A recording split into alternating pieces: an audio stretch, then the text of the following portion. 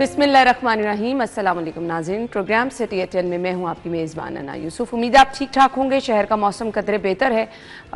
Second मुहर्रमुल हराम है और मैं कदरे बेहतर इसलिए कह रही हूं कि हब्स नो डाउट है, बट क्योंकि वक्फे वक्फे से गुज़श्ता रोज़ भी शहर में कहीं हल्की बारिश हुई और कहीं बिल्कुल भी नहीं हुई। बट उससे ये था हब्स तो बड़ा, लेकिन अगेन आप जब भी गाड़ी में एसी लगाएं, घर में एसी लगाएं तो आप सांस ले सकते हैं। मौसम फिर भी बेहतर है जी, अच्छा मौसम है। दूसरा मुहर्रमुल हराम है, शहर में सिक्योरिटी के सख्त इंतज़ामात हैं और मजालिस का सिलसिला भी जारी है।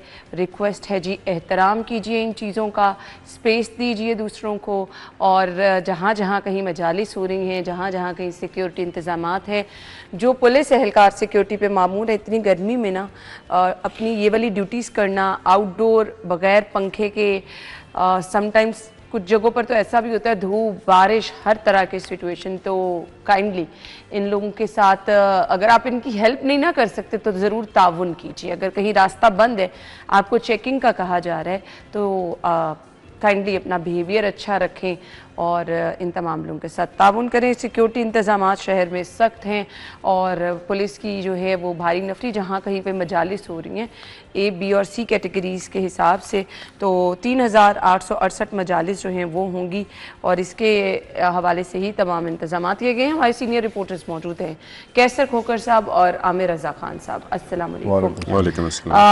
खोकर साहब, कुछ सिक्योरिटी प्लान के बारे में नो डाउट बड़ा सेंसिटिव मरहला होता है और बड़ी तादाद में क्योंकि लोगों ने जुलूस में मजालिस में आना भी होता है, तो सिक्योरिटी इंतजाम जो है उन पर तो कॉम्प्रोमाइज बिल्कुल नहीं होना चाहिए। जी बिल्कुल, इस वाले से मैं सबसे पहले शहरियों से गुजारिश करूंगा कि वो सिक्योरिटी एहलकारों से तावन करें। जी बिल्कुल, ये तो बहुत और तावन करें ताकि ये सिक्योरिटी जो है ना शहरियों के लिए की जा रही है और जो ज़ायरीन है जो उनके लिए की जा रही है, जो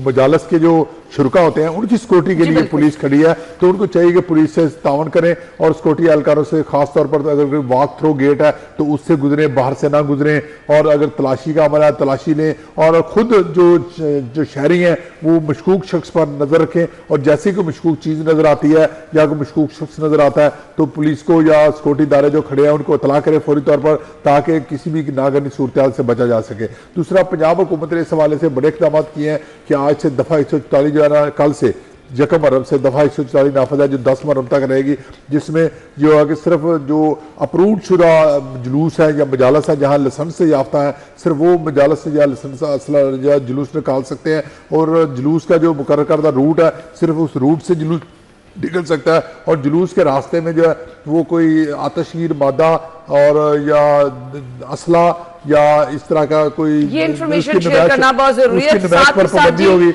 अब बाद में ना कहिएगा, इन दिनों में सोशल मीडिया का इस्तेमाल भी मोहतात होकर कीजिए, गैर जरूरी तौर पर मजहबी मुनाफरत फैलाने वाली चीज़ें जो है उनसे गुरेज कीजिए। आमिर भाई, सही बात है। सोशल मीडिया के हवाले से तो वैसे भी क्योंकि ये वो माह है जो कि सबसे मुकद्दस माह कहलाता है, और मैं आपको बताऊँ कि ये वो 10 दिन हैं जिसमें हमें बहुत ही ज़्यादा एहतियात की ज़रूरत और एहतराम की ज़रूरत है।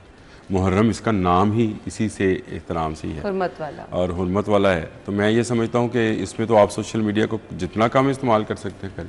एग्जैक्टली। और दूसरा, आप बिल्कुल किसी किस्म की फ़िरका वारियत, मुनाफरत, माशरती कोई इक़दार और रवायात और रस्म व रवाज को बिल्कुल निशाना ना बनाएं। आप गवर्नमेंट भी आप पर चेक रखे हुए, लेकिन आप खुद पर भी चेक रखें।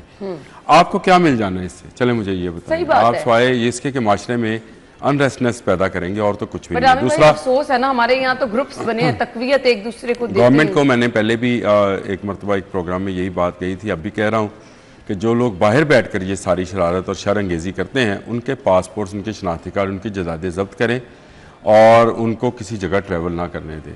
देखें, जब तक आप लोगों को बताएंगे नहीं, आईना दिखाएंगे नहीं, ये अखबारात हैं इनमें छापे इनकी तस्वीरें कि ये वो लोग हैं जिनसे बचें, इनकी मुनाफरत से, इनकी मुनाफरत से मिसाल बनाएं उनको और उनकी जदादों को जब्त करें। क्या ये पाकिस्तान को हिट करना इतना आसान हो गया है कि आप बाहर बैठे हैं और यहाँ पर आप लाखों करोड़ों के फ्रॉड करके भागे हुए हैं, किसी चैनल के नाम पर, किसी अखबार के नाम पर, किसी सोशल मीडिया के नाम पर, और वहाँ जाकर आप फिर पाकिस्तान के ख़िलाफ़ ही बकवास भी करें और पाकिस्तान में आप मजहबी मुनाफरत फैलाएं। ये कहाँ का इंसाफ है? तो इससे इनको इंसाफ ज़रूर मिलना चाहिए, मैं तो ये कहता हूँ।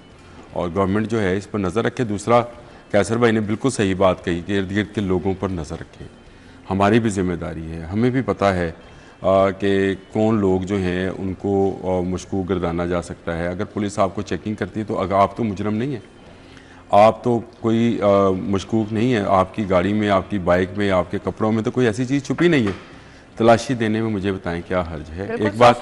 दूसरा, गर्मी के हवाले से आपने बात की थी, गवर्नमेंट से मैं कहना चाहूँगा कि पुलिस एहलकार के जहाँ एक तरफ पिस्तौल लगी थी, दूसरी तरफ उसको एक बोतल दें जो अपने साथ वो रखे, इस तरह से बेल्ट के साथ ही वो अटैच हो जाए, और वो पानी की बोतल है, और वो फ्लास्क बोतल है, वो खाली बोतल ना आए, उसमें जो है पानी ठंडा रहे। जी बिल्कुल, ताकि बार बार इस हफ्स के दिनों में, ये जो 1 माह 1.5 माह गुजरना है अगस्त तक, 15 अगस्त तक, ये बड़ा मुश्किल हो जाना है इन सिक्योरिटी एहलकारों के लिए। और फिर हमारे यहाँ मुहर्रम है, मुहर्रम की आपको पता है कि जो भी है मजालिस वो चेहलम तक चलती हैं जी।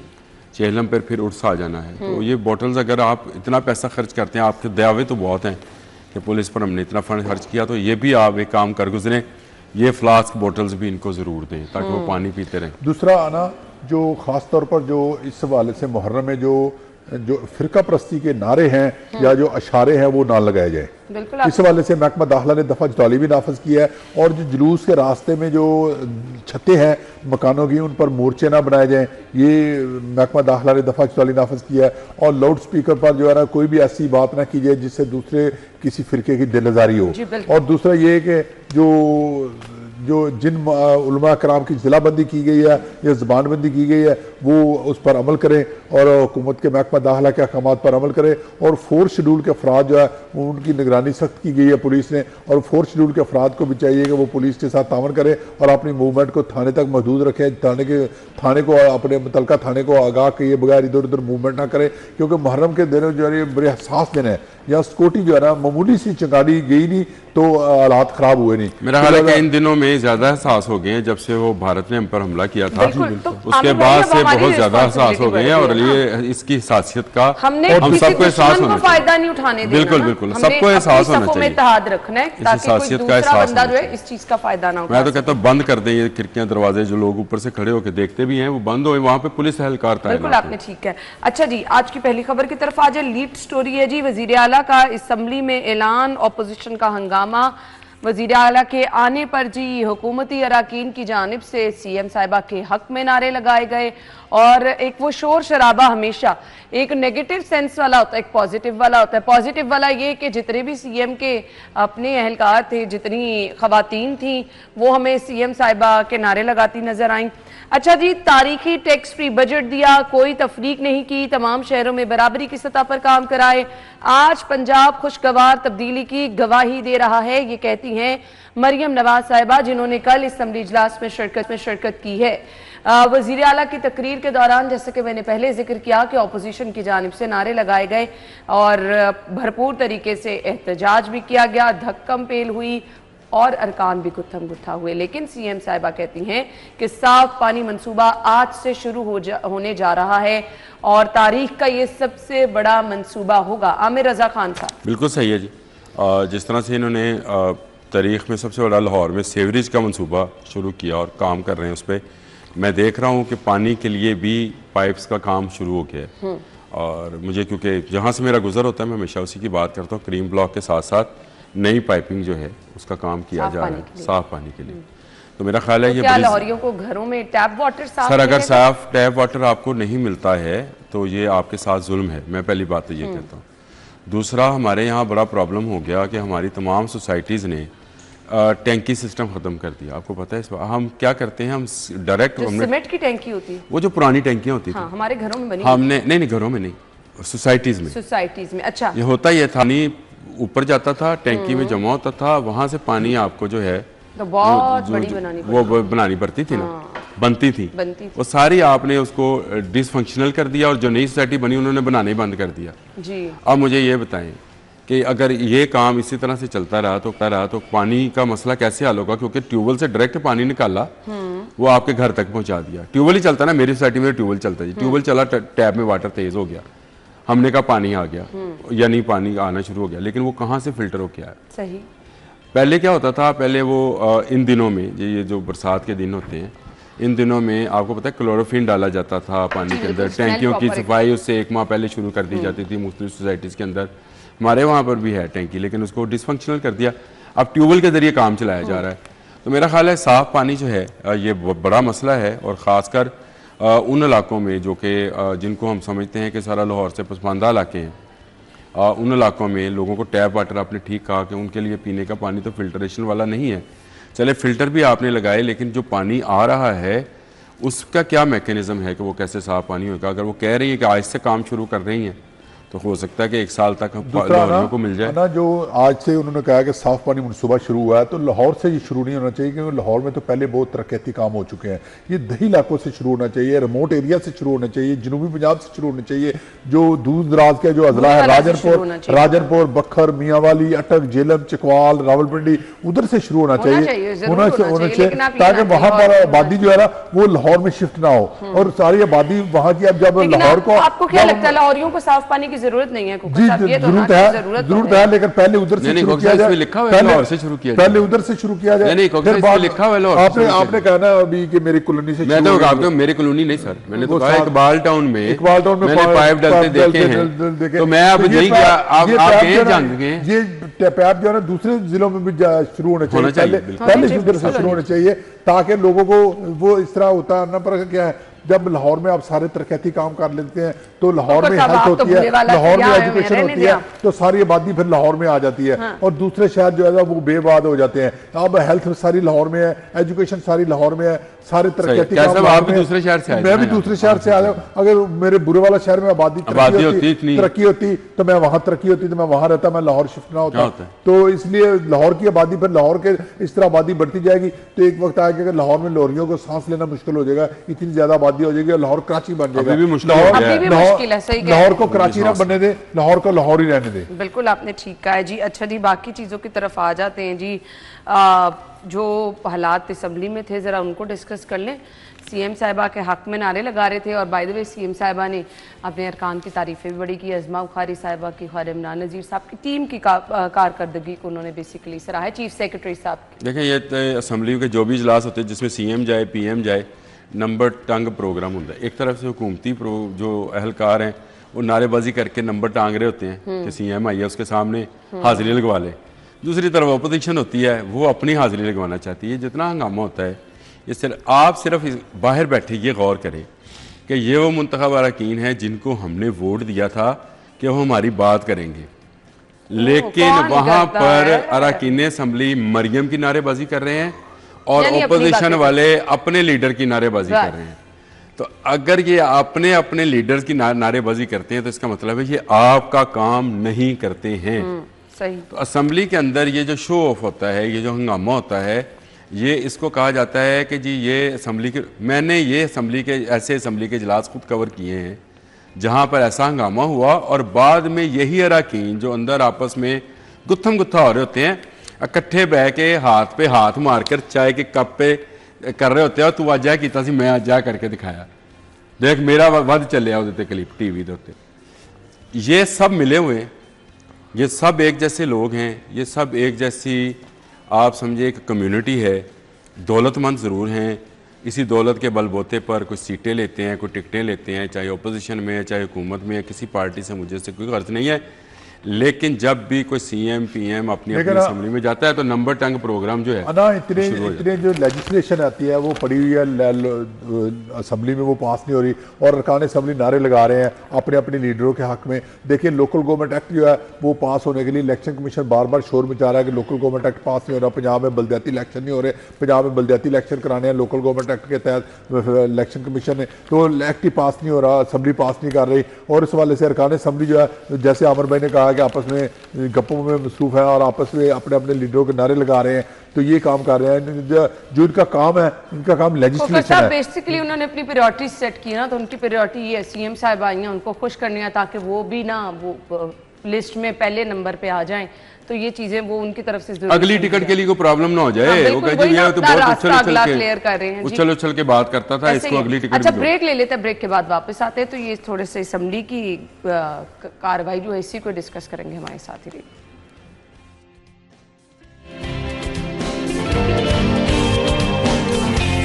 Welcome back. खबर यह है कि पंजाब असेंबली में नून लीग को 2/3 अक्सरियत मिल गई है। सुप्रीम कोर्ट के फैसले के बाद मुस्लिम लीग नून को खवातीन की 21, पीपल्स पार्टी, IPP और काफ लीग को एक नशिस्त मिली है।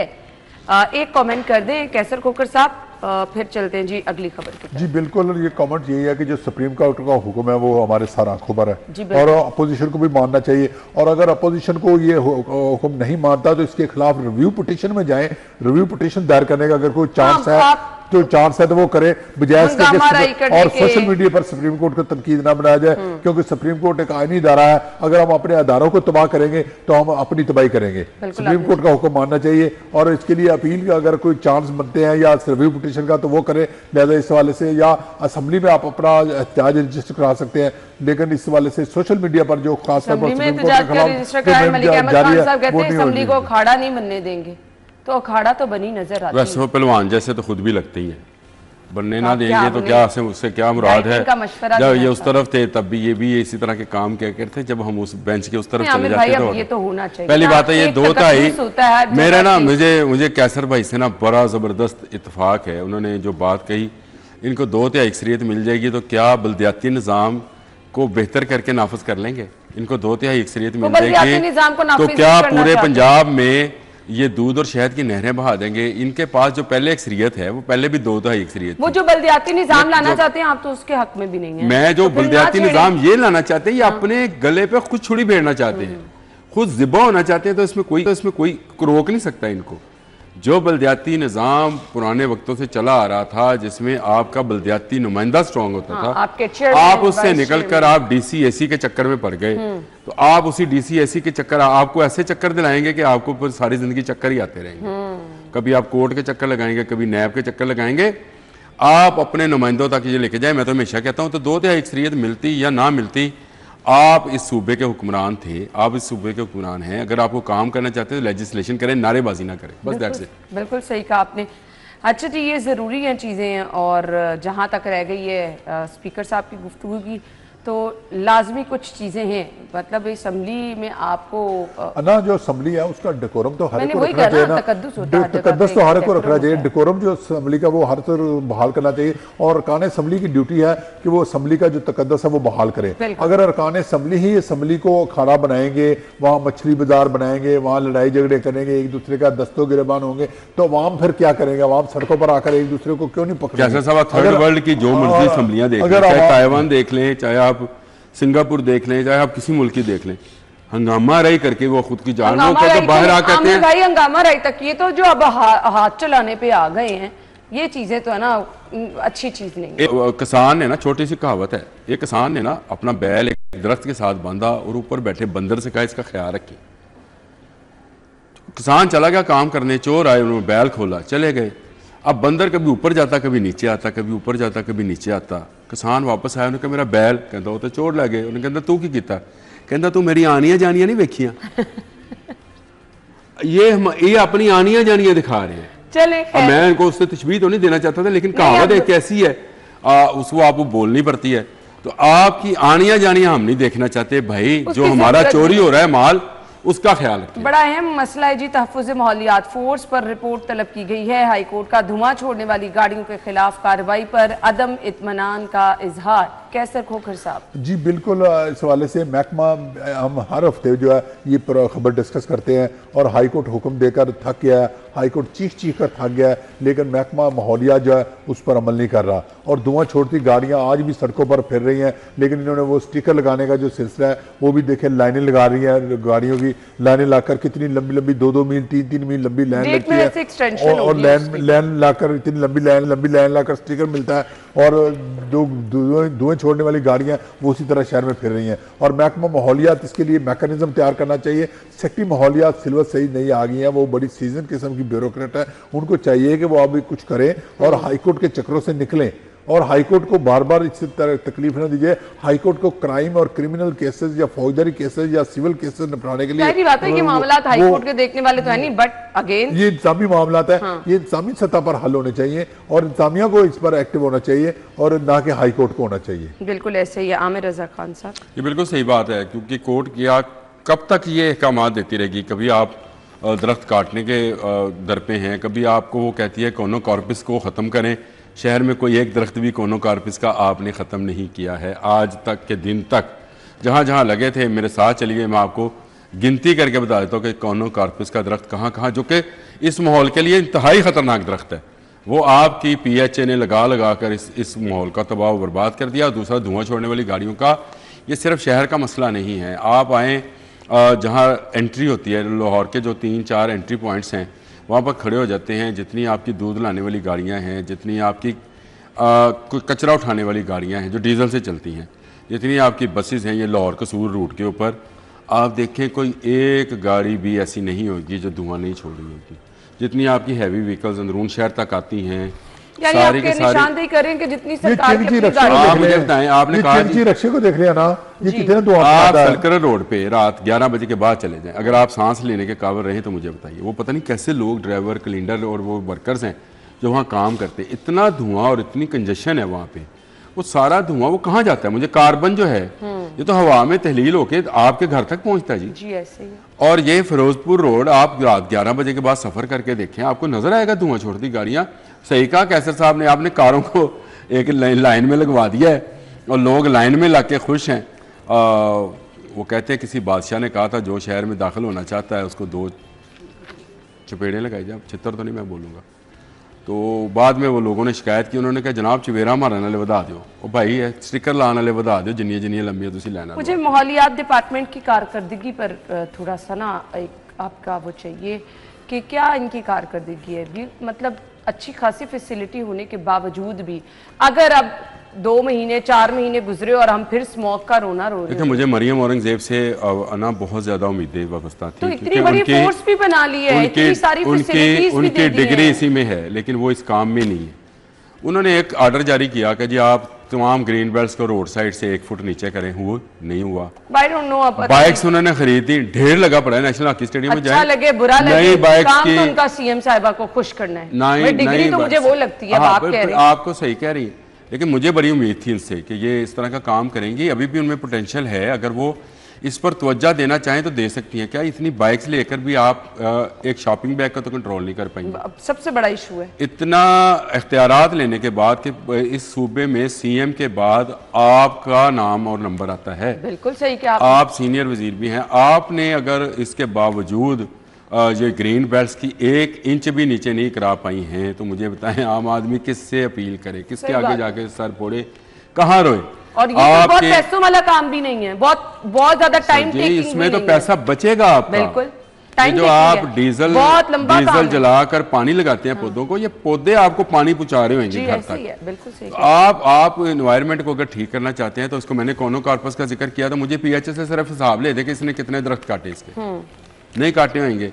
अदालत का फैसला इस पर मौजूद है, बिल्कुल आपने धुआं छोड़ने वाली गाड़ियों में मौजूद है। मेरे साथ हैं सुबह और शाम के औकात में, यानी सुबह नमाज से पहले और रात 11 बजे के बाद आप जरा लाहौर शहर की तमाम रोड्स पे सफर करके देख लें, आपको खुद ही अंदाजा हो जाएगा, आपको अंदाजा हो जाएगा कि धुआं किस चीज का नाम है और डीजल जलने से सांस कैसे रुकता है। जिन लोगों के पास बाइक्स हैं या गाड़ियां जिनके अंदर AC नहीं है, उनकी हालत ज़ार देखी नहीं जाती है, खांस रहे होते हैं, धुएं को हटा रहे होते हैं। लेकिन क्या करें कि यहाँ की गवर्नमेंट जो है वो वज़ीर आला को खुश करने में लगी है। बिल्कुल वो अगर अवाम को खुश करने में लगे तो आप यकीन करें कि अगले 5 साल भी आप ही क्यों। चलें जी ब्रेक ले लेते हैं, वापस आएंगे एक ब्रेक के बाद।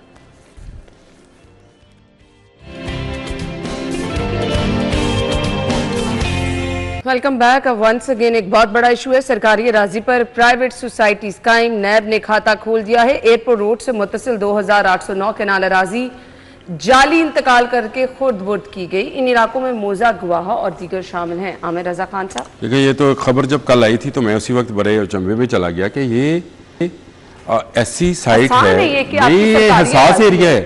अब इसकी साजिश चेक करें, ये कैंट के साथ, डिफेंस के साथ, एयरपोर्ट के साथ, एयरपोर्ट तो बहुत हसास जगह होती है। आप सही कह रहे हैं। वहां पर कौन पटवारी थे, कौन तहसीलदार था, कौन DC था, SC था, कोई नाम छुपे हुए तो नहीं है। देखिए ये इंतकाल, अच्छा सरकारी जगहों पे, वही तो कहनी बड़ा आसान है। यार कौन सी सरकार थी जो सोई रही इतना अरसा, और एक कौन सा ये ग्रुप है, कितने इसके पीछे पावरफुल लोग थे कि यहाँ तक के सोसाइटियाँ बन गई, घर बन गए। अब पता चला कि ये तो सरकारी जगह थी सारी की सारी, अब पता तो नहीं, तो खातों में तो पहले ही होगा। बात है। लेकिन माले मुफ्त दिले बेरहम ना किसी सरकार ने ऊपर तक पैसा किया होगा। मेरा ख्याल है ये तो ये सिर्फ इसका काम नहीं है नैब का, इसमें तो मुल्क की बड़ी इन्वेस्टिगेशन एजेंसियां दूसरी भी जो हैं उनको भी शामिल किया जाए, इस कार्टेल को पकड़ा जाए। और ये सिर्फ एयरपोर्ट के इर्द गिर्द 2800 समथिंग कनाल अराजी नहीं है, लाहौर में बेपनाह सरकारी अराजी है, कुछ औकाफ की है, कुछ किसी वैक्यू ट्रस्ट की है, जिन पर लोग काबज हैं।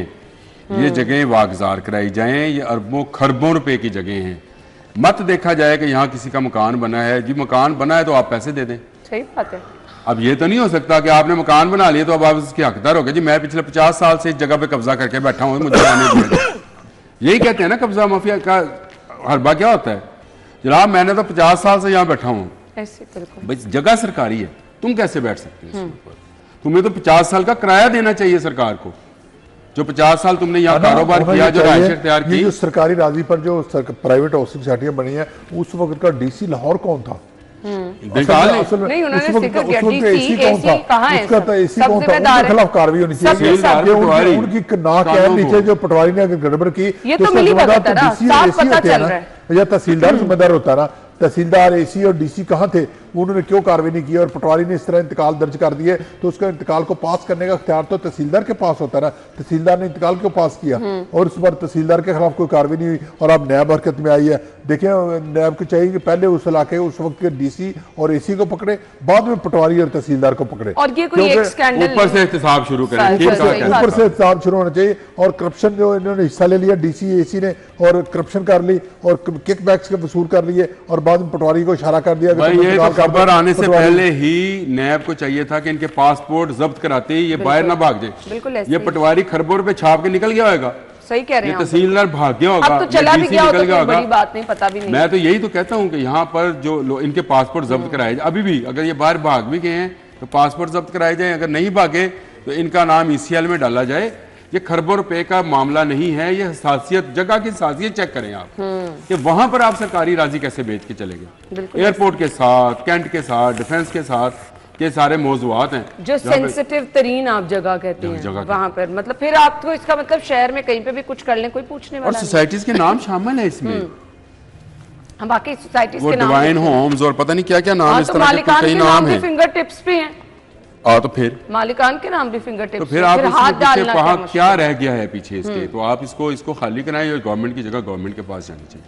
बट अब जो सारा कुछ बन चुका है, क्या फिर वही बात आ गई, भाई मैं 50 साल से काबज हूं, मुझे कब्जा रहने दिया जाए, ये कैसे हो सकता है? नहीं तो फिर एक जगह पहले दिन से ही ना जाए। आमिर भाई फिर बात खोकर साहब ने ठीक की ना, फिर पकड़े सबसे पहले। मैं तो कहता हूं, मैंने नाम ही डीसी का लिया, वहां के एसी कैंट को एसी का लिया, तहसीलदार का लिया, पटवारी का लिया, कानूनों का लिया, जहां जहां से ये कागज ये पुर्जा होकर गुजरा है। ये मालिकान सोसाइटी बनाई उनके मालिकान का नहीं, उन्होंने प्रॉपर एक पूरी चेन है जिसमें इन सारों से पैसा जो जब्त होगा वो उन मुतासरीन को ही दिया जाएगा, मुतासरीन को दिया जाएगा। ये इससे पहले नैब के पास इस तरह की मिसालें मौजूद हैं, उन्होंने लेकर मालकान से मुतासरीन को पैसे दिए हुए हैं। बिल्कुल, अब भी यही काम करें, निकले तो सही। मेरा ख्याल है कि ये इतना बड़ा स्कैंडल है कि इसके लिए आपको इंटरपोल की भी अगर लेना पड़े मदद तो लें, इनको गिरफ्तार कराएं बाहर से, ये भाग गए।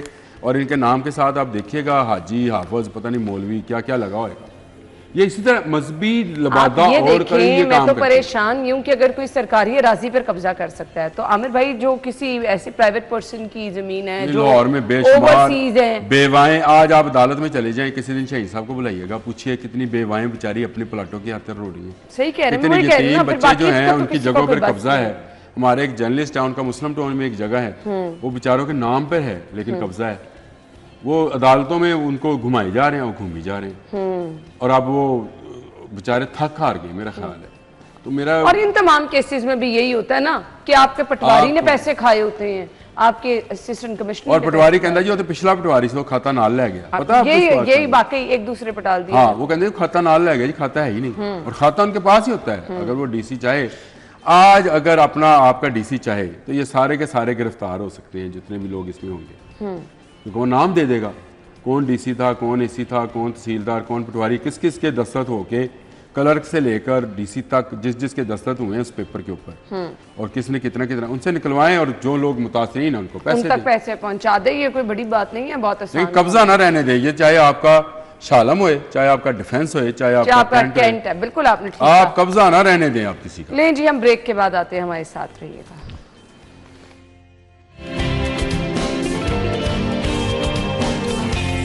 एक खबर आप तक पहुंचा दे। वजीर आला मरीम नवाज की तकरीर के दौरान एहतजाज ऑपोजिशन को महंगा पड़ गया। स्पीकर पंजाब असम्बली ने हंगामा आराई पर 26 ऑपोजिशन अरकान को मुअत्तल कर दिया। राव दिलशाद हुसैन साहब ने ज्वाइन किया। राव साहब, बिल्कुल है ना, बड़ी दिलचस्प सूरत हाल रही गुज़िश्ता रोज। एक तरफ वज़ीर आला पंजाब की 2 घंटे और 35 मिनट की तकरीर थी, जबकि 2 घंटे और 35 मिनट से जायद ही अपोजिशन अरकान असम्बली जो है वो हंगामा आराई और मुसलसल नारेबाजी और शोर शराबे में मगन रहे। ताहम इसका बार बार स्पीकर पंजाब असम्बली की जानिब से नोटिस भी लिया जाता रहा, जबकि स्पीकर पंजाब असम्बली ने इस हवाले से बाकायदा रूलिंग जारी की और कवायद से मुताल्लिक अरकान असम्बली को आगाह किया कि आप स्लोगनरिंग नहीं कर सकते, नाज़ेबा अल्फाज इस्तेमाल नहीं कर सकते, गुत्थम गुत्ता नहीं हो सकते। अपना एहतजाज रिकॉर्ड कराने के लिए आपको असम्बली के बाहर जो है वो जाना पड़ेगा। ऐवान के अंदर आप बिल्कुल जिस तरह भी सख्त बात करेंगे वो काबिल कबूल होगी, लेकिन अरकान असम्बली जो जिनका ताल्लुक अपोजिशन से है, खासतौर पर 26 अरकान थे जो मुसलसल जो है वो स्पीकर की तंबीह के बावजूद एहतजाज में शामिल रहे। इनको क्वायद 223 और 210 की खिलाफ वर्जी करने पर जो है वो इनके खिलाफ कार्रवाई की गई है। 15 अरकान असम्बली है, 15 रोज तक ये अरकान असम्बली किसी भी इजलास में, जो जारी इजलास है 27वां और आगे जो 28वां इजलास अगर होता है तो उस इजलास के 15 रोज तक ये अरकान असम्बली ऐवान में दाखिले पर इनकी पाबंदी लगा दी गई है। अगर इनके नामों की बात की जाए तो मलिक फहद मसूद, मोहम्मद तनवीर असलम, सैयद रिफत महमूद, यासिर महमूद कुरैशी, कलीमुल्लाह खान, मोहम्मद अंसर इकबाल, अली आसिफ, जुल्फकार अली, अहमद मुश्तबा चौधरी, शाहिद जावेद, मोहम्मद इस्माइल, ख्याल अहमद कास्त्रो, शहबाज अहमद, तैयब राशिद, इम्तियाज महमूद शेख, अली इम्तियाज वराइज, राशिद तुफैल, राय मोहम्मद, मुर्तजा इकबाल, खालिद जुबैर निसार, जबकि चौधरी मोहम्मद इजाज शफी, मोहतरमा साइमा कंवल, मोहम्मद नईम, सजाद अहमद, राना औरंगजेब, शुएब अमीर, उसामा असगर, अली गुज्जर समेत दीगर जो है वो शामिल हैं। अब ये 15 रोज तक ये अरकान असम्बली इजलास की कार्रवाई का हिस्सा नहीं बन सकते, जबकि स्पीकर ने आलमी जो पार्लिमानी रवायत का हवाला देकर हंगामा आराई को गैर पार्लिमानी करार दिया है। एहतजाज का हक तस्लीम शुदा, लेकिन इसकी हदूद आइन, कानून और क्वायद के ताबे है। स्पीकर पंजाब असम्बली ने अपने इस नोटिफिकेशन में लिखा है, जबकि स्पीकर ने दो टोक मौकफ इख्तियार किया है। जब उनका कहना है कि ऐवान की हुर्मत और नज़्म ज़ब्त पर किसी कीमत पर भी जो है वो कॉम्प्रोमाइज नहीं होगा। हर सूरत में ऐवान की हुर्मत और नज़्मो ज़ब्त पर जो है वो बरकरार रखा जाएगा। आपके बताएं कि अब 26 ही अरकान असम्बली है जिनके हवाले से जो है वो ये रूलिंग सामने आई है और 15 इजलासों में ये शिरकत नहीं कर सकते। आपका बहुत शुक्रिया राव दिलशाद हुसैन साहब। अच्छा जी, 11 लाख गाड़ियों की नंबर प्लेट सारिफीन तक जल्द पहुंचाने का टास्क दिया गया है। मोटरसाइकिलों की 9.5 लाख, गाड़ियों की 1.5 लाख नंबर प्लेट मालिकान तक पहुंचाई जाएंगी। नंबर प्लेट्स की फराहमी शुरू की जाएगी। एक्साइज हुकाम का ये कहना है 4 सालों में 3.25 अरब वसूली के बावजूद 30 लाख ज़ेरे इल्तवा प्लेट्स तैयार ना होने के बाद हुकूमत ने फीस वसूली गुज़श्ता साल रोक दी थी। कितनी बड़ी परेशानी है। कैसे जी बिल्कुल, इस हवाले से लोगों को नंबर प्लेट नहीं सारिफ का क्या कसूर है, वो तो पैसे जमा करा देते। और जिस आप सड़क पर जाए तो हर गाड़ी दूसरी तीसरी गाड़ी पर लिखा होता है अप्लाइड फॉर लिखा होता है, लेकिन उनको बेचारों को नंबर प्लेट नहीं। उन्होंने अप्लाई भी कर दिया है, पैसे भी दे दिए है और फीस भी जमा करा दी है। सरकारें जो डॉक्यूमेंट्स थे वो भी फ्राहम कर दिए हैं, लेकिन इसके बावजूद नंबर प्लेट हुकूमत नहीं दे रही। कभी आता है कि ठेकेदार ने नहीं दिया, कभी जी कंट्रैक्टर ने नहीं दिया, कभी फलां ने गलती है जी फलां जगह रुकी है नंबर प्लेट, फलां जगह रुकी है और हुकूमत नंबर प्लेटें फ्राहम नहीं कर रही। और मैं नए सेक्रेटरी एक्साइज जो मसूद मुख्तार साहब है वो उनको मैं गुजारिश करूंगा कि वो खासतौर पर जो नंबर प्लेटों का ये पुराना दरीना मसला है, आज का मसला नहीं है, बहुत बड़ा मसला है। आई डोंट नो, आप सिस्टम अपडेट करते रहते हैं, ऑनलाइन करते रहते हैं, मसाइल वहां के वहीं जी बिल्कुल। और ये पुराना मसला चल रहा है, इसको इस मसले को हल करना चाहिए और मुस्तकिल बुनियादों पर हल करना चाहिए। जितना बैकलॉग है वो निकालना चाहिए और जितनी इस वक्त पेंडिंग जो नंबर प्लेट पड़ी हुई है वो सारी जो है वो सार्फिन को मुहैया करनी चाहिए। जी वही वक्त की अहम जरूरत है। अगली खबर है जी, वक्त चूंकि कम है, ट्रैफिक वार्डन पर तशद्दुद में 3 मुलव्विस कार सवार गिरफ्तार कर लिए गए हैं। इंतहाई अफसोसनाक वाकया था। 5 अफराद इसमें मुलविस है, जिनमें से 3 मुलजिमों को गिरफ्तार कर लिया गया। पुलिस हुकाम का ये कहना है। आमिर रजा खान साहब, पहले ही हमने कहा था कि अगर आपकी तलाशी ली जाती तो आप मुजरिम तो नहीं है ना जी, बिल्कुल नहीं है, आप मुलजम भी नहीं है, आप पर कोई इस तरह, अगर आपके पास सारी चीज़ें मौजूद हैं तो आप क्यों झगड़ा करते हैं कि सिर्फ इसलिए कि वो अपनी ड्यूटी कर रहा है। अगर आपने कोई वायलेशन की होगी, वायलेशन किया, आपको रोका है, तो मैंने हमेशा ये देखा है कि रोकने पर झगड़ने वाला वो होता है जो वायलेशन, जो अपने रीजनल डॉक्यूमेंट्स के साथ, अपने उसके साथ वायलेशन कोई नहीं की, वो झगड़ा लाइसेंस के साथ वो गाड़ी चला रहा होता है, उसको अगर हाथ भी दिया जाए ना, वो रोक के कहता है जी भाईजान की कुछ नहीं। जी बिल्कुल ऐसे ही पुलिस वाले को उसमें समझ आ जाती है कि इसके पास चीजें पूरी होंगी, बिल्कुल जो इसने पूछा है मुझसे। तो वो कहता है, कई दफा कहता है वो जाएं आप। अच्छा, मेरी गाड़ी पे तो कुछ नहीं लिखा हुआ ना कि मैं जर्नलिस्ट हूँ। जब रोकते हैं तो मैं कहता हूँ जी भाईजान क्या गलती कर दी, बता दे। अब वो उसको पता होता है कि ये गलती नहीं, ये इशारा इसने नहीं काटा है, ये वन वे की खिलाफ वर्जी नहीं कर रहा है। सिंध में उन्होंने वन वे की खिलाफ वर्जी पे 20,000 रुपए जुर्माना रख दिया। बनता है, यहाँ पे भी करना बनता है ना, बनता है। वहाँ आए दिन जो ये डंपर्स और कंटेनर्स और एक्सीडेंट्स हैं, सीधी जान को खतरा, यहाँ वन वे पे भी 20,000 रुपए रख दे। ये झगड़ने वाले लोग कौन हैं भाई? आपके पास अगर चीजें पूरी थी तो आपने देखा कि आप 4-5 लोग हैं तो आप जिसमें मर्जी तशद्दुद कर लेंगे। वर्दी का एक एहतराम है, वर्दी का एक डेकोरम है। अगर आपने उसने रोक भी लिया आपसे, उसने कह दिया कि अपने कागजात चेक कराएं, तो अगर आपके पास नहीं है बिल्कुल तो आप चलान कटाएं भाई। भैया आप अपना चलान कटाएं, बिल्कुल। अगर आपके मैं पास ये भी नहीं कहता। अच्छा, है। ये पिछले दिनों एक वाकया पेश आया था, मोटरसाइकिल सवार के साथ वार्डन ने बदतमीजी की थी, तो हमने उस वक्त ये भी कहा था कि वार्डन को सही गिरफ्तार किया जाए, बिल्कुल अगर उनकी ज्यादती है, लेकिन वो भी वन वे ही काट रहा था। बिल्कुल ऐसे। आमिर भाई, वक्त हमें बहुत बहुत शुक्रिया। हम ब्रेक और हेडलाइंस के बाद आएंगे। Welcome back once again. So जिनकी बर्थडे हम उनको विश करने जा रहे हैं, बट इससे पहले अगर आपकी है कल सालगिरह तो आपने बिल्कुल परेशान हो ना। यूजुअली ऐसा होता है ना, लोग कहते हैं अच्छा जी संडे है तो पता नहीं हमारी बर्थडे शामिल की जाए या नहीं, तो उसके लिए हम ये करते हैं जी, मंडे वाले दिन हम संडे और मंडे दोनों दिन की बर्थडे लिस्ट शामिल कर लेते हैं। लेकिन ऑब्वियसली क्योंकि हम लिमिटेड रख सकते हैं, टाइम भी हम लोगों ने देखना होता है, तो इसके लिए जी जल्दी आएँ और जल्दी पाएँ। कुछ हम संडे में से रख लेंगे और कुछ मंडे में से। अपने नाम के साथ अपनी पिक्चर भेजें। व्हाट्सएप नंबर स्क्रीन पर है। ये सेगमेंट हमने आप ही लोगों के लिए शुरू किया है। सो हमारी कोशिश तो यही होती है जी, मैक्सिमम हम आप लोगों की बर्थडे शामिल कर सके। सो इसके लिए जी आपको थोड़ा सा जल्दी जो है वो प्रोग्राम में शामिल होने के लिए भाग दौड़ करनी होगी। आज की लिस्ट है जी, फजर की सालगिरह है सैयद मोहम्मद मुस्तफ़ा की, दुआ रमज़ान की, मोहम्मद इब्राहिम की एंड मुजाहिद मकसूद भट्ट साहब की सालगिरह है जी। सदर अंजुमन ताजरान है, अक्सर हमारे शो में भी आप इनको देखते हैं जी। सो सब लोगों को मुबारकबाद देना चाहेंगे। Wish you a very happy birthday.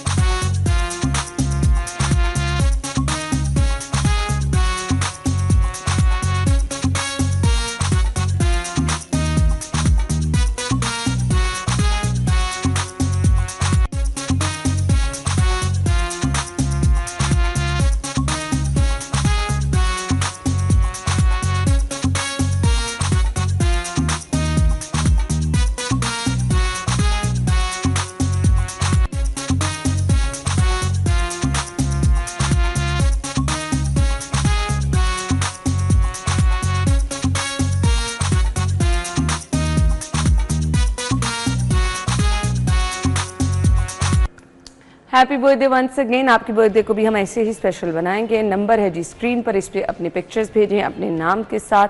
अगर आपके घर में किसी की बर्थडे है, आप अपने फ्रेंड को विश करना चाहते हैं, यस आप अपनी टीचर को, फैमिली में किसी को, बहन भाइयों को, पेरेंट्स को बहुत स्पेशल फील कराना चाहते हैं, तो इससे ज़बरदस्त मौका जी और कुछ नहीं हो सकता। आप उनकी पिक्चर भेजें और उनको ज़बरदस्त सा सरप्राइज़ दें। हम आपकी हेल्प के लिए हाजिर हैं जी। इसके लिए थोड़ा सा आपको जल्दी करना पड़ेगा जी। प्रोग्राम में शामिल होने के लिए आपको क्या करना है, व्हाट्सएप नंबर पर अपना नाम और अपनी पिक्चर भेजनी है और प्रोग्राम का हिस्सा बन जाना है। अगले सेगमेंट की तरफ हमने चलना है। अगला सेगमेंट हमारा है जी, हमने आपको करेंसी रेट अपडेट करने होते हैं, इसके साथ साथ हमने आपको रेट लिस्ट बतानी होती है कि मार्केट में सब्जियों के रेट क्या चल रहे हैं। सो उसकी तरफ पहले आ जाते हैं। आज के भाव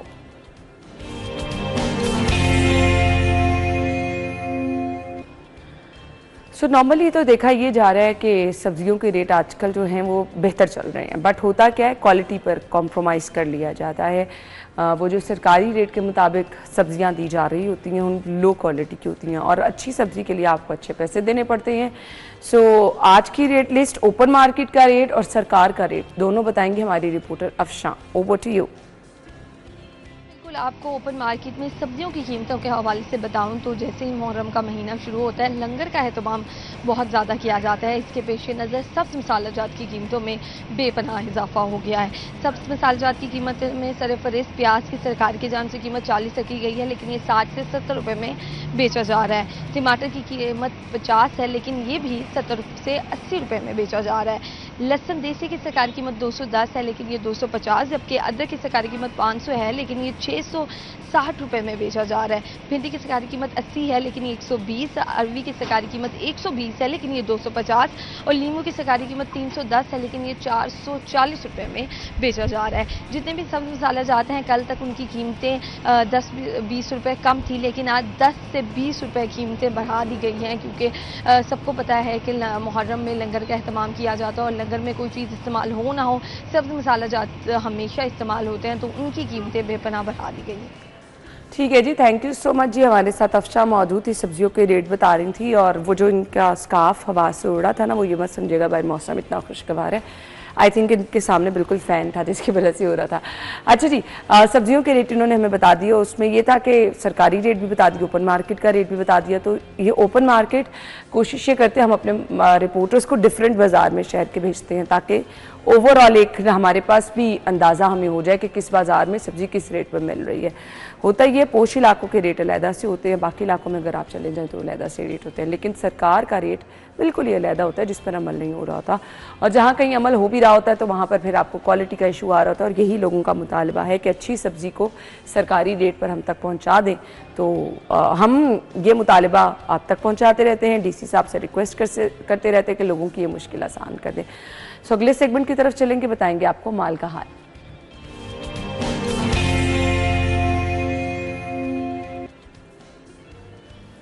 सो करेंसी के रेट भी जो है वो अपडेट होते रहते हैं, आप तक हम ये भी इंफॉर्मेशन पहुंचाते रहते हैं, आपको बताते रहते हैं घर बैठे कि कौन सी करेंसी का कौन सा रेट चल रहा है। तो लिस्ट आपके साथ हम शेयर करेंगे।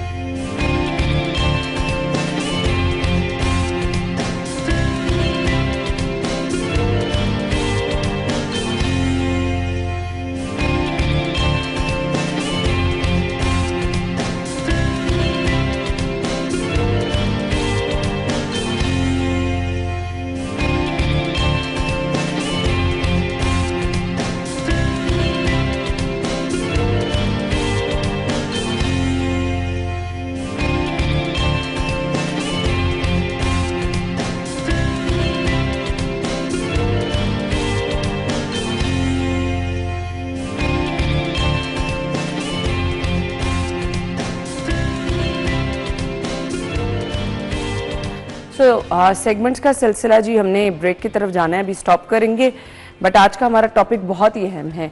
बहुत सारे लोग परेशान होते हैं कि रंगत तो अच्छी भली है बट कुछ इश्यूज़ हैं जी, डार्क सर्कल हैं, लिप्स ब्लैक हो रहे हैं, हाथों का रंग अजीब सा हो रहा है। फिर एक बहुत बड़ा इशू जो लोगों को फेस करना पड़ता है, हमारे 2-3 जो है ना मेन इशू जो हमें लोगों ने भिजवाए और हमने वो डिस्कस करने हैं आज के शो में। बड़ा स्पेशल हमारा शो होने वाला है, सो हम उसकी तरफ चलेंगे। हमारे मेहमान भी हमें ब्रेक के बाद ज्वाइन करेंगे, सो ब्रेक ले लेते हैं जी, ब्रेक के बाद आएंगे।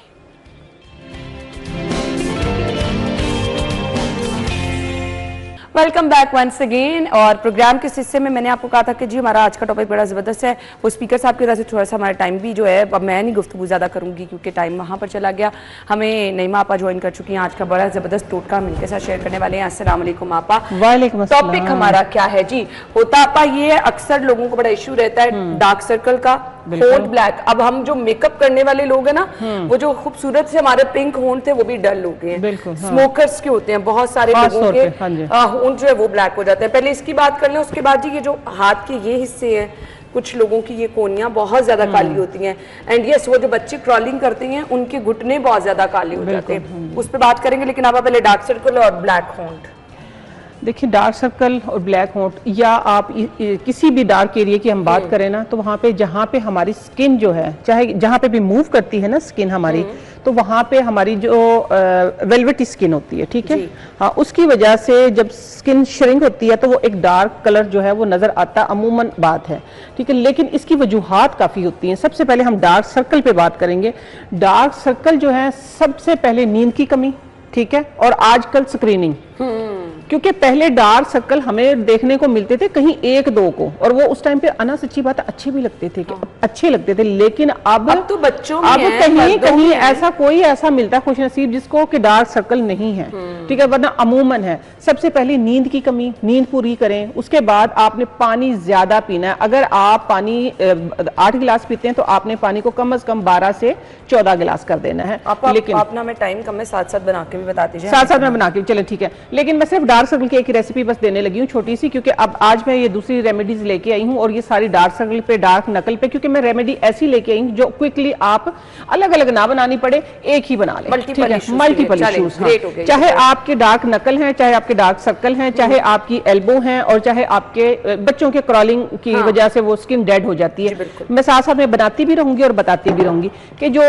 डार्क एरिया होता है ना, उसकी देखिए इंटरनल और एक्सटर्नल 2-3 वजूहात होती हैं। कि सबसे पहले पानी की कमी और स्किन का ड्राई हो जाना। ये देखिए, ये कोकोनट ऑयल लिया है मैंने, ठीक हो गया, बहुत ही आसान 1 स्पून। आप इसकी रेशो को बढ़ा सकते हैं, कोई इशू नहीं है, ठीक है। बिस्मिल्लाहिर्रहमानिर्रहीम। आप इसको उसी टाइम बनाने के थोड़ा सा नहीं, आप बना के रख सकती हैं। आप बोतल, इतनी बड़ी बोतल भी बना के रख सकते हैं, कोई इशू नहीं है, हाँ, कोई खराब नहीं है। लेकिन रेशो बराबर लेनी है, क्योंकि हमने ये इसको लाइट करना है, ठीक है। जो डार्क एरिया उनको लाइट करना है। जितना ये लिया उतना ही आपने लेना है लेमन। ये देखें, बराबर रेशो में, हाँ जी, हमने लेके इसको आप इस तरीके से जब यूं अच्छे तरीके से जब बीट करेंगे तो ये एक क्रीम की शक्ल इख्तियार कर लेगा। मैं रिंग उतार रही हूं, क्योंकि मुझे पता आपने मेरे हाथ पे ये अप्लाई एग्जैक्टली ये देखिए, ये एक ना अभी आपके सामने मैंने डाला है ना, कोकोनट ऑयल डाला है और साथ में मैंने लेमन डाला, और कोई चीज नहीं डाली है। ये देखिए, ये एक क्रीम और एक लोशन की शक्ल इख्तियार कर गया। ये देखिए, आप इसको लगाएं, आपके हाथ अभी बैक करें ना हाथ की, ऐसे। ये देखिए, ये क्रीम और लोशन की इसने अपनी जो शक्ल है वो चेंज कर ली है। तो आप इसको जितना लोशन वाली एक वो आ गई है, लोशन वाली एक वो आ गई, इसकी खुशबू भी अच्छी है, बच्चे इरिटेट भी नहीं होंगे। अच्छा, इसको आप पूरी बॉडी पे लगा सकते हैं, ठीक है, पूरी बॉडी पे आप इसको लगा सकते हैं। हम पूरा दिन इस्तेमाल कर सकते हैं, पूरा दिन इस्तेमाल करें, दिन में 10 दफा इस्तेमाल करें, जितनी दफा हाथ धोते हैं इस्तेमाल करें, वजू करें, नमाज पढ़े के बाद ये लगाएं। हाँ, ये बिल्कुल लगाएं, ड्रॉप भी लगा लें, ये इनफ होगा, ठीक है। अच्छा, इससे आपकी स्किन लाइट होगी। जो हमारी स्किन के ऊपर ज्यादा होता किस वजह से है कि यहाँ से स्किन जो होती है ड्राई हो जाती है। इसकी सबसे बड़ी वजह जो है फ्रिक्शंस होती है। चाहे आप झाड़ू लगा रहे हैं, चाहे आप इस्त्री करें, देखिए जब बेंड होता है, जब इसके अंदर फ्रिक्शंस पैदा होती है तो फिर ये ड्राइनेस होती है, उसकी वजह से हमारा ये एरिया जो है वो डार्क हो जाता है। पानी की कमी, ठीक है। अच्छा, तो कोई मुश्किल काम भी नहीं है, कोई मुश्किल, मैं इसीलिए लेके आती हूँ ना, ऐसी रेमेडी ढूंढ के लेके आती हूँ ताकि मैं आपको मुश्किल में ना डालूं। फिर आपको बना के रखने की भी जरूरत नहीं है, जरूरत ही कोई नहीं है। उसी टाइम आप लेमन फ्रिज से निकाले और उसी टाइम पे लेट्स से, जिस तरह अब आप हैं, मैं वर्किंग लेडीज है, ठीक है ना, हम बच्चों के लिए बार बार नहीं बना सकते, तो आप बराबर रेशियो से आप इतनी बड़ी बोतल भी बना के रख सकते हैं। लेकिन आपने शावर वाली बॉटल्स भी अवेलेबल है उसमें। हाँ, लेकिन आपने करना क्या है, जब यूज करना है ना, अच्छा अगर इसके 2 पार्ट हो भी जाते हैं, लेट्स से अगर आप इसके 2 पार्ट हो भी जाते हैं कि लेमन अलग हो गया और ऑयल अलग हो गया, तो परेशान नहीं होना। उसको मिक्स करें, मिक्स करके फिर वो एक वाइट सी शक्ल बन जाएगी। आपने फिर अपने फेस पे, हाथों पे, अपनी टांगों पे, अपने डार्क नकल पे, इधर ये जो डार्क सर्कल हो जाते हैं, बेहतरीन डार्क सर्कल लगा लें। मैं कहती हूँ इतनी बेहतरीन रेमेडी है, इससे अच्छी कोई रेमेडी नहीं। चाहे आप टी बैग्स रखे, देखिए वो भी बहुत अच्छा है, हम कुकम्बर रखते हैं वो भी बहुत अच्छा है, लेकिन आप इसको मेरे कहने से जरूर आजमा के देखना। मैं बहुत रिसर्च करके ये रेमेडी आप लोगों के लिए लेके आई हूँ, क्योंकि इसके मल्टीपल बेनिफिट्स। चलें जी, जबरदस्त। अच्छा, दूसरा एक और मैं आप लोगों को एक टोटका और शेयर कर देती हूँ कि अगर आपके डार्क सर्कल, डार्क नकल के साथ साथ, लेट से अब आपने इस तरह बात की है कि लिप्स भी डार्क हैं, जी बिल्कुल, ठीक है, आप लिप्स पे भी इसको यूज कर सकते हैं। देखिए मल्टीपल मैंने बता दिया, हेड टू टो, जहां भी एरिया डार्क है, चाहे उसमें लिप्स हैं, चाहे उसमें आई सर्कल है, सबके लिए ये हो गया। सेकंड पे आपने ये बताना है, सॉरी ये वाला हो गया, ठीक है, लेमन मिक्स करके, ये ठीक हो गया ना, ये वाइट लोशन बन गया आपका। इसको बना के आप 4 महीने के लिए भी रखें। अच्छा, दूसरा मैं बताऊंगी आपको कि लिप्स ख़ास तौर पे देखिए, हम सस्ती लिप बाम ले लेते हैं या सस्ते मेकअप ले लेते हैं, तो उसकी वजह से भी क्या होता है, या कॉफ़ी चाय इनके इस्तेमाल की वजह से भी हमारे लिप्स जो है, स्मोकर्स का बहुत बड़ा स्मोकर्स का बहुत बड़ा मसला है कि स्मोकर्स के जो लिप्स हैं वो ज़्यादा डार्क हो जाते हैं अमूमन, लेकिन हो जाते हैं किसी भी वजह से। अब मैं आती हूँ सोल्यूशन की तरफ कि आपने उसका सोल्यूशन कैसे निकालना है। अच्छा देखिए, मैक्सिमम क्या आपने बहुत ज़्यादा देखा होगा कि चीनी को मोटा इस्तेमाल किया जाता है, लेकिन मेरी उधर जो केमिस्ट्री है ना वो चेंज हो जाती है। मैं जो मोटी चीनी होती है मैं उसको इस्तेमाल नहीं करती, क्योंकि मैं कहती हूँ कि उसकी वजह से रैशेस पड़ जाते हैं। अच्छा, मैं उसको मैं उससे थोड़ा सा ना क्या कहते हैं उसको डिसएग्री करती हूँ। मैं चीनी को एक दफा ग्राइंडर में घुमा लेती हूँ, ठीक है, घुमाने के बाद बहुत मैं, हाँ जी, क्योंकि मैं अमूमन देखती हूँ ना लोगों को वो मोटी चीनी लेते हैं और वो करते हैं, तो उसकी वजह से ना रैशेस पड़ जाते हैं, ठीक है ना, स्क्रैचेस, ओवर सेंसिटिव होते, स्क्रैचेस हो जाते हैं। तो आपने देखें ये चाहे आपके लिप्स, फिर दूसरी रेमेडी इसी के अंदर से है, ठीक है। ये देखिए ये चीनी भरी, ठीक है अना, ठीक है, नजर आ गई है ना, जी जी, चीनी भरी, हाथ दो, चीनी भरी है इसके अंदर, ठीक है। ये डार्क नकल है, चाहे आपके लिप्स हैं, अब मैं लिप्स पे तो नहीं कर सकती, लिपस्टिक उतर जाएगी, ठीक है। आपने लिप्स के ऊपर इस तरह स्क्रबिंग करनी है, इसको स्क्रब करें, स्क्रब करके छोड़ दें। बाज लोगों को मैंने देखा टूथपेस्ट भी लगाते हैं, ये भी लगाते हैं, तो उससे अमूमन एलर्जी होने का डर होता है, इससे कोई एलर्जी नहीं होगी आपको इंशाल्लाह। करनी और रूटीन में कर सकते हैं, रूटीन में करें आप, दिन में बेशक 2 बार करें, कोई बात नहीं। जब आप आके मेकअप रिमूव करते हैं तो मेकअप रिमूव करने के बाद आप अपने इस पे स्क्रबिंग करें, लेकिन पिसी हुई चीनी के साथ। ये एक किस्म का आप कहें कि जिस तरह शिकंजी को भी कभी आप जब शिकंजी बनाते हैं ना, कभी शिकंजी के शीरे को हाथ पे लगा के देखना, ठीक हो, फेस पे लगा के देखना, किस तरह चांद की तरह चमकेंगे, फिर मुझे दुआएं देना फिर मुझे दुआएं देना। ये देखें, ये आप इस तरह करेंगे ना प्रैक्टिस, ये अभी आपको एकदम से फर्क जो है वो खुद ब खुद फील होगा। ऐसा होता है किसी को लेमन नहीं सूट करता? हाँ, जिनको ये सवाल है, बिल्कुल ये बिल्कुल क्वेश्चन है, ये अमूमन क्वेश्चन आ जाता है। जिनको लेमन सूट नहीं करता तो वो क्या करें, वो इसके अंदर ये करें, लेमन अमूमन 90% लोगों को सूट करता है, 95, लेकिन कुछ लोग ऐसे होते हैं 5% के जिनकी स्किन एक्सट्रीम ड्राई होती है, बच्चों में भी कर सकते हैं। तो वो जहां मैंने चीनी डाली है ना, पिसी हुई चीनी डाली है, तो उसके साथ आप 1 ड्रॉप लेमन ऑयल का इसका डाल लें, कोकोनट ऑयल, आलमंड ऑयल, कोई भी ऑयल है, ठीक है, डाल के आप फिर ये लिप्स पे चाहे हाथ पे इसकी रबिंग करें। इंशाल्लाह आपके लिप्स पूरा हेड टू टो, मैं एक ही बात करती हूँ कि मैं फॉर्मुलेशन या मैं टोटका या मैं कोई नुस्खा ऐसा लेके आती हूँ कि जो आसान हो, आप मुश्किल में ना पड़े, आप ये ना सोचे कि आप, और वही चीजें जो घर में होती हैं, जो घर में होती हैं, ये सबसे बड़ी चीज है। मैं अमूमन फ्रिज से, किचन से ही चीजें निकाल के लेके आती हूँ। तो ये है कि अना आपने इस पे पूरे हाथ पे, फेस पे, जिनको सूट करता है, लेमन से बड़ी नेमत ही कोई नहीं है। मैं कहती हूँ कि विटामिन सी से भरपूर है। आपा, मेरे पास टाइम कम है, मुझे एक बहुत अहम हमारा टॉपिक है, बच्चों के सर में जुएं बहुत ज्यादा हो जाती है, उसके लिए क्या करना है? बच्चों के सर में जो जुएं हो जाती है ना, मुझे तो अफसोस हो रहा है इस बात के, सैलून खुल गए हैं, वो माई क्या करती हैं, सफाइयां नहीं कर सकती हैं। देखिए ना, सैलून खुल गए हैं, वहां जाके आपने सफाई करवानी, तो कोई मुश्किल नहीं है। नेक्स्ट के लिए रख लें तो ज्यादा बेहतर नहीं हो जाएगा? आप बस इसको हम नेक्स्ट में करेंगे, क्योंकि टाइम हमारे पास कोई 1 आधा मिनट ही रह गया। ठीक है, ठीक है। ये मुझे डिटोल, ये टमाटर आप बता दें किस टमाटर मैं लेके आई थी रबिंग के लिए। हाँ जी, हाँ जी, रबिंग के लिए, खास तौर पे जहाँ ये थोड़ी सी पैचेस बन जाते हैं, ठीक है। ये एक सुपरफिशियल है टमाटर है ना, है ना, ये बरसात वाला, बरसात का मौसम, या ईद गुजरी है, नई हमने केयर की थी, हमने फेशियल्स करवाए थे, हमने स्किन केयर की थी, क्योंकि हमारी कौम जो है वो एक ऐसी है कि जब टाइम आता है तो खूब रगड़ा रगड़ी चौपा कर लेते हैं। हमने बस इसको वही सिंपल तरीके से, इसी तरीके से आपने काटना है, ठीक है। काट के इसका जो है ये वाला, ये मेरा जो बचा हुआ है ना इसके अंदर कोकोनट ऑयल और लेमन, इसके अंदर हमने ये निकाल लिया। अब ये खोल दिया, आप ये पैकेट खोल दें इमली का, ये वाला। अच्छा, ये बस एक रेमेडी में ये आप लोगों के साथ शेयर कर दूं। ये अभी जो मौसम गुजरा है ना, उस मौसम के आधा चम्मच डाल दें। ये अब आप पूछें ये क्या है? ये सत्तू है। अच्छा, सत्तू है, ठीक है। ये तो पीते हैं? हाँ, ये पीते हैं, तो मैं वही खाने पीने वाली चीजें ही लेके आती हूँ, ठीक है। तो सत्तू में किसी चीज को जाया नहीं होने देती। तो ये मैंने एक तजर्बा किया है, इसके अंदर, सत्तू के अंदर पता क्या होता है, इसका फाइबर होता है, आटा जो होता है वो प्लेन होता है। ये आपकी डेड स्किन, जो इधर स्किन डेड हो जाती है ना, फेस पे जो डेड स्किन होती है, जो डेड, उसको रिमूव कर देता है। जबरदस्त, इतना जबरदस्त है, आप लोग जरूर आजमा के देखिएगा, क्योंकि सत्तू का इसको हमने लगाना कैसे है? मैं हाँ लगाएं लगाएं लगाएं लगाएं ऐसे, गुड, वेरी गुड। ये ऐसे आपने लगा के, हाँ, ड्राई स्किन के लिए, ड्राई स्किन के लिए, आपकी सेंसिटिव स्किन के लिए, आपकी नॉर्मल स्किन के लिए, आपको अगर ये थोड़ा सा आपको ड्राई फील हो तो आप इसमें थोड़ी सी ये योगर्ट डालें ऊपर। मेरे पास है 10 सेकंड आपा। अब आपने नाज़रीन ये सारा जो है आपने मुझे बताना है, फीडबैक देना है कि कैसा ये टोटका रहा। बहुत जबरदस्त लग रहा है और मैं खुद भी अपनी स्किन पे ये करूंगी, आपने जरूर फीडबैक देना है। बहुत बहुत शुक्रिया। आप अपना ख्याल रखिएगा, मुझे इजाजत दीजिए, अल्लाह हाफिज।